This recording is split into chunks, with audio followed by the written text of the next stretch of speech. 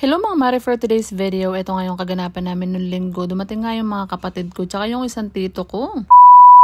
For today's ganap mga mare, dumating nga tong panganay namin galing ang Antipolo dahil doon nga siya nagtatrabaho. Tumuuwi nga siya minsanan lang dito sa amin. Sakto naman yung dating niya mga mare kasi nga nasiraan nga kami ng takip ng bowl kaya ito nire-repair nga niya, ganun. At dahil minsan lang naman sila dito mga mare kaya nga naisipan ko na nga rin paglutuan sila ng sinigang na hipon tsaka bangus para nga masarap yung kain nila. At after ko nga magluto mga mare, pinakain ko na nga tong isa pang kuya ko at isang tito ko nga na sakto-sakto dumating nga sila, galing nga sila doon sa dati namin bahay sa Betis, ganun. Alam niyo ba mga mare, ito nga dalawang kuya ko na ito, wala pang asawa at wala pang mga anak. Kaya eto, Diyos ko, todo asikaso ako pag nandito nga sila. Kaya nga ako naghahanap ka ng boyfriend mga mare, Diyos ko, ibibenta ko na sila sa inyo, slightly used. Chares.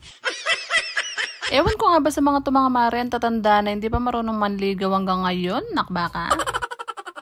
Tatlo nga kami magkakapatid mga mare, ito nga yung bunso, Diyos ko, nakatatlong anak na ako, sila wala pa rin hanggang ngayon. Hindi ko nga alam mga mare kung ano nga yung mga trip nila, siguro may mga lahi nga kami dahil side nga ni papa ko at side ni mama ko, Diyos ko, ang tatanda na wala pa rin mga asawa at anak, ganun. Mahirap nga talaga kasi mag-anak ngayon mga mare dahil sobrang taas nga ng mga bilihin, Diyos ko, kung wala kang trabaho, paano mo mapapakain yung mga anak mo? Kami nga dalawang mag-asawa mga mare, pares na nga kami nagtatrabaho, Diyos ko, ngayon hirap pa rin kami. Sobrang dami kasi ng bills na kailangan bayaran mga mare, lalo na pag nag-aaral na talaga yung mga anak mo, Diyos ko, mapapaisip ka na lang talaga. Pero kung sasamahan mo nga lang ng sipag at tiyaga mga mare, Diyos ko, araw-araw makakaraos din tayo, ganun. Nagpapasalamat nga rin pala ako sa dalawang kuya ko na to mga mare, kahit papano pinupuntahan nga nila ako dito sa bahay dahil wala nga si Mister, yung mga bagay na nasisira nga dito ay sila nga yung gumagawa. Pero syempre dahil nasa lahi nga namin yan Tomadora bay hindi mawawala yung alak, nakbaka.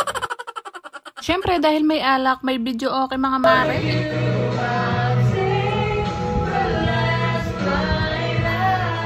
O diba, hindi lang nga pagiging Tomadora yung talent namin mga mare, marunong nga rin kaming kumanta. At syempre, dahil minsan nga lang sila dito mga mare, hinayaan ko na nga silang kumanta ng kumanta dyan dahil minsan lang din naman yung banding namin na ganito. At dahil wala nga si Mister mga mare at naka-LDR nga kami, wala nga kaming magagawa kundi tumawag na lang talaga siya sa video call at makita niya tong mga nalalasing kong kasama. Chares. Ang hirap nga lang sa LDR mga mare, namimiss nga ni Mister yung mga ganitong kaganapan nga sa bahay. Sabi ko nga sa kanya ay konting tiis na lang at ilang buwan na lang ay makakauwi na rin siya. Ganun. Tukol naman sa pag-inom mga mare, hindi naman niya ako binabawalan basta kasama ko nga yung mga kapatid ko dito sa bahay at hindi nga ako lumalabas at lumalayo at dumadayo pa ng inom. Ganun. Sana all.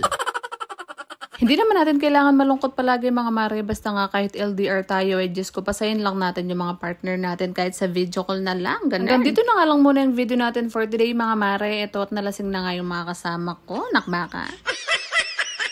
Yun lang, salamat sa panonood.